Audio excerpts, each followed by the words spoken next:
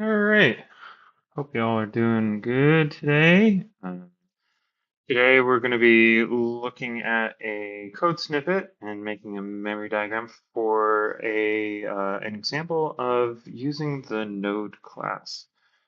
So if you remember, nodes are objects. They have two associated attributes: a value, which is a number that they store, and then they also store a pointer to either another node or none. Well, this allows us to essentially chain up nodes like so. And this is what we call a linked list. Cool. So let's get started. So just as a reminder, memory diagrams teach us how to read like a computer, and computers read from top to bottom. They read from left to right, read inside out. So for instance, we would have to evaluate this self.next value before we turn it into a string. Next, we create a return address or return value plot. Return address we know is going to be the same line that the function was called on, so line 20. Return address we don't know yet. Come up to our parameters and we make some spots for those. So self, val, and next.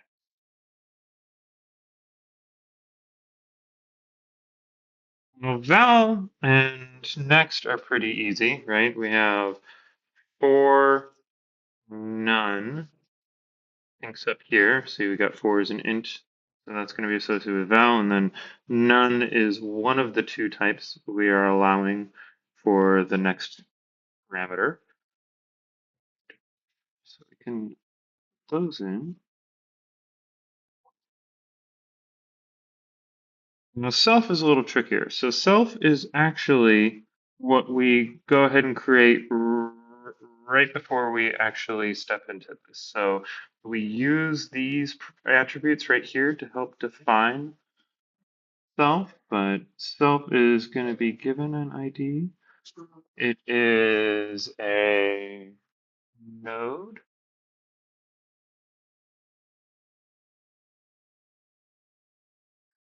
We give it both attributes.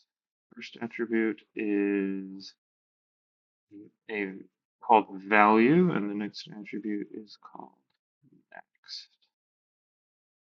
We haven't had any code telling us what to put in here yet. We suspect we're about to, but for the time being, this is empty. Or we do have to tie it back to our stack, so we give ID1 over to self. And now whenever we see self, we're talking about this object right here within the scope of this frame.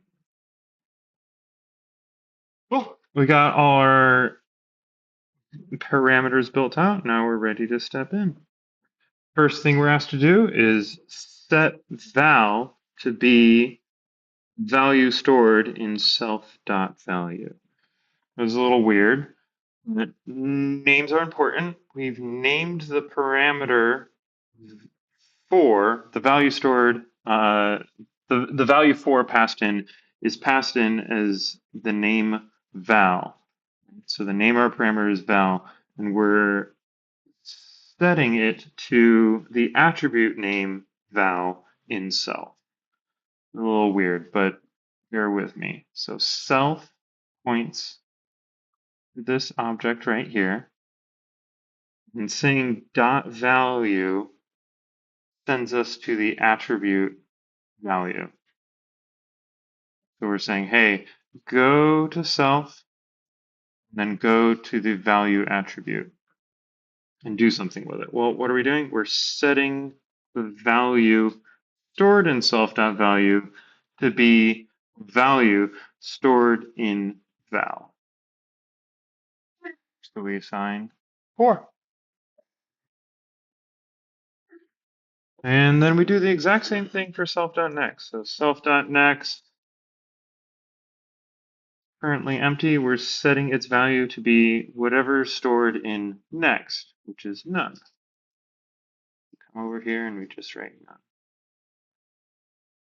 Now, I'm sure you've heard this a ton of times, but it's worth saying again. Notice there is no return value for the init method, unlike all other functions. Even if they return none, we still specify that they return none. However, the init method does not specify a return value, and it doesn't even have a return statement, like you'd see right here. However, it does return something. In particular, returns self. Which makes sense, right? We're trying to assign a value to x, which will be this node, right? We're trying to create this node right here. So our return value is going to be the same value as self. Now, as soon as we get a return value, we take it right back to our return address, which is line 20.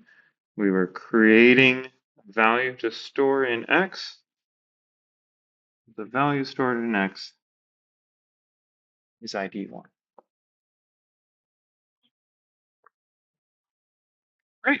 So we've just built a node. Well, let's build another. Next to do is on line 21. And we're doing literally the exact same thing we just did, just with a different global variable. So I'm going to come over here and put y. Actually, make this a little prettier. Y. And once again, we are given a call to the constructor. So we have to create another node frame.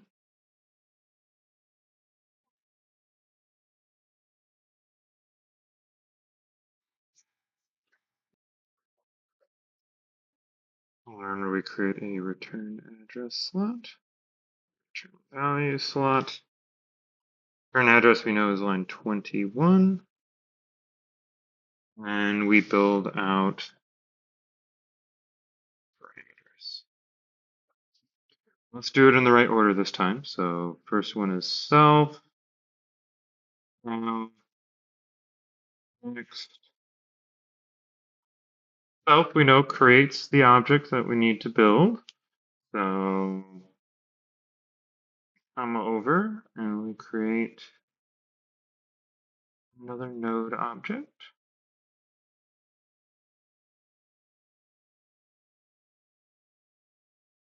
A value attribute. It has a next attribute. And we tie it back to the stack. All right, the val is going to be 8. Next is going to be none. So val is 8. Next is none. And now we are ready to step in. First item, self.value is set is a value. Val. The val stores the number 8. So self value is going to be 8. Same with self.next. Next stores none. So self.next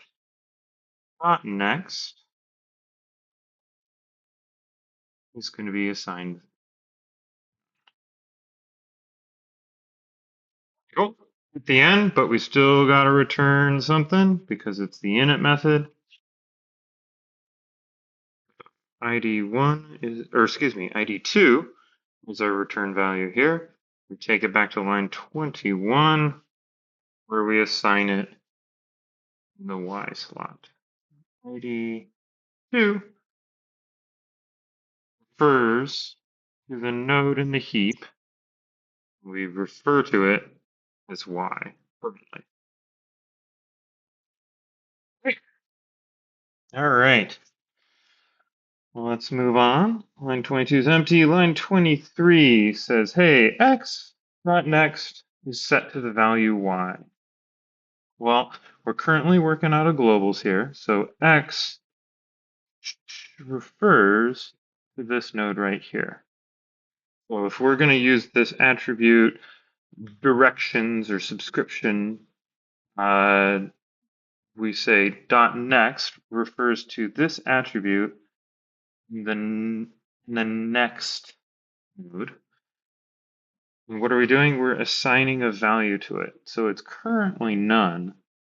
We're instead assigning the value y. Well, y is ID 2, points to this node. So what we're really saying is, hey, this whole node, we're going to fit this pointer inside of here. And this makes sense, right? Currently, next attribute is none, but it can also be a node, which is what y is. Y is a node. We know it's a node because we've typed it. We also did the dirty work and built it ourselves. But this is certainly something we're allowed to do. So we take, I'll make this a little smaller, reassign the value of x's next attribute be the value stored in y.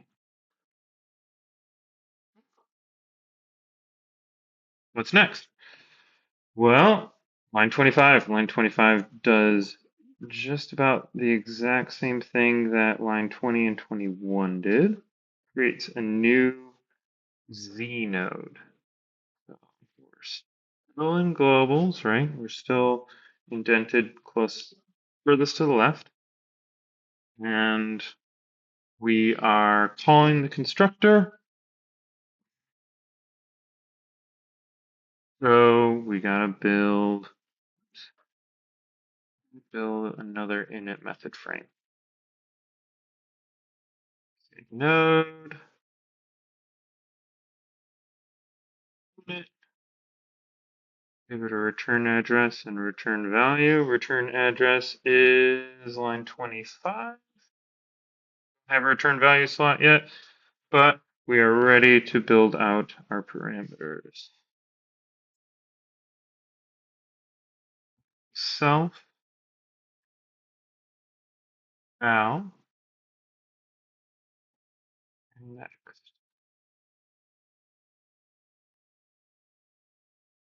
Self goes and creates a nice little blueprint of our node object.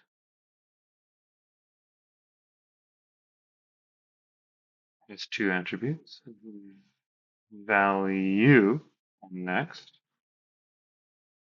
And then we tie it back to the stack. Got a 16 for our val and a none for our next. 16 is going to go be stored here locally, and the value none is going to be stored locally with the next variable. Step into our init method, and we got to perform these two tasks. Set self.val to be val. Self access here via this pointer, and then self.value takes us to this row, in particular this slot, and we're setting it to be val. Well, val is 16, so this will now be 16. I'm going to do the exact same thing for self.next. Self.next takes us self, next node, and we're assigning it value of none.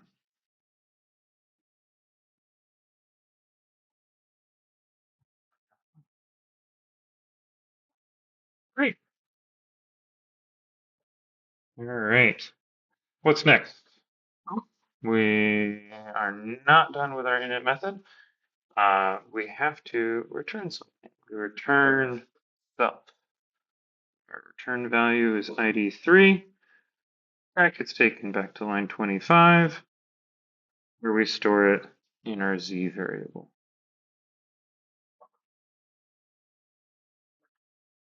Great. All right. Getting close to being done. Line 27. Line 27 says z dot next is set to x. Well, we're back in globals. So z refers to ID 3. And we're accessing the next attribute. It's currently none, but we're assigning it the value x. This is ID 1. So we assign ID 1 to be this next attribute.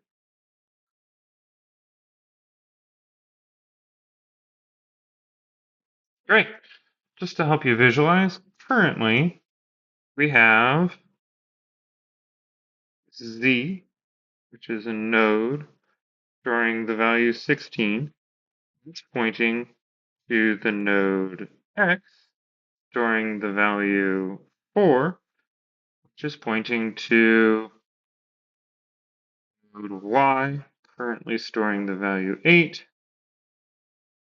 and also pointing to none. So we built this one, we built this one, we assigned next to be this, and then came over and built z and pointed to there. Great. Now we're getting to the real thing that this memory diagram is kind of focusing in on. Save the best for last. 929. 929 does something odd. Hey, we're gonna set x to be this new node, right? We know it's a node because it's calling node class as a function. We already know that x is of type node because we specified that up in line 20. But now we're creating a new node. Well, that's fine. Let's not overthink it. Instead, let's just kind of trust the process of these memory diagrams and see what ends up happening. So we know we have to create a new init method frame with a return address of 29, return value slot. Getting very used to building out these parameters.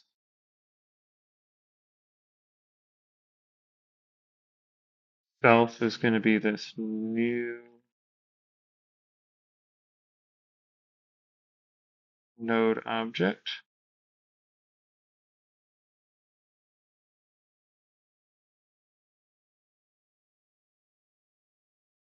Cool. Tie it back to the stack. And then val is going to be 32, and next is going to be none. Great. Step in. Find values are stored locally into the attributes of the node. 32. None. Then we're ready to return it. Self gets returned. Where are we returning it? Well, we're returning it to line 29, which was reassigning the value stored at x. So the value stored at x was pointing to this node.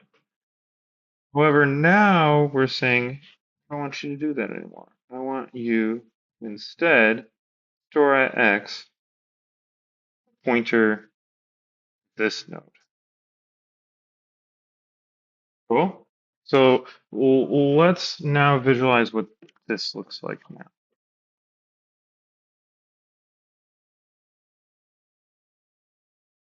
We started out with our x node, right? And x stored 4. Created a y node, stored 8. They both pointed to none. And we created a z node. No, excuse me. Sorry. My bad. Then we pointed x towards y. And we created our z node. 16. and pointed to nothing. And then we said, no, we want our z node to now point x. Instead of pointing to nothing, it pointed x. And then finally, we created a new node with a value of 32, pointing to nothing. We gave it a new name. We called it x.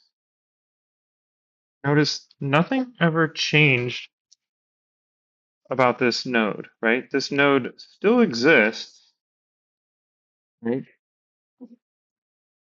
Just like it still exists over here. It's just that what we decide to call x now refers to this new node. This linked list still exists, right? You can still traverse through this linked list if you start at z. But if you start at y, there's no way to really access this outside of first going through z. Cool. That's been some fun with linked lists. I hope this was illuminating to y'all. If you still have questions, as always, please come to office hours or tutoring. Lots of TAs there that are excited to help you out. All right, cool. I hope you all have a good one and take it easy.